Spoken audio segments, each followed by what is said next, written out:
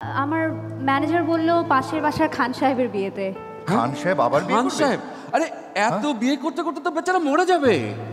না ওনা, ওর তো আবার দুই বিয়েতে হয় না। আচ্ছা, সরি, বলতে বলতে ভুল বলে ফেলেছি। এক সময় যে অনুষ্ঠানের শাকিব খানকে নিয়ে করা হতো মজা, সময়ের ব্যবধানে সেই শাকিব খানই এখন সে অনুষ্ঠানের মধ্যমণি।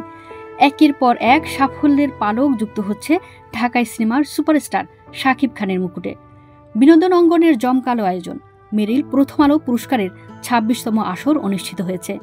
অনুষ্ঠানের বড় চমক ছিলেন শাকিব খান। মেরিল প্রথম আলো পুরস্কার ২০২৪-এর তারকা জরিপে সেরা চলচ্চিত্র অভিনেতা হয়েছেন এই মেগাস্টার। রায়হান রাফি পরিচালিত তুফান চলচ্চিত্রে অভিনয়ের জন্য এই পুরস্কার পেয়েছেন তিনি। শুধু তাই নয়, বাংলা সিনেমায় ২৫ বছর পার করেছেন শাকিব খান, তাই অভিনয়ের রজত জয়ন্তী উপলক্ষে বিশেষ সম্মাননা পেয়েছেন নায়ক।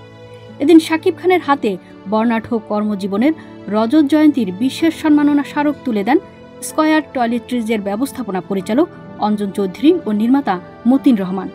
এরপর সংক্ষিপ্ত প্রতিক্রিয়ায় শাকিব খান কথা বলেন নিজের দীর্ঘ ক্যারিয়ার, উত্থান পতন সহ নানা প্রসঙ্গে।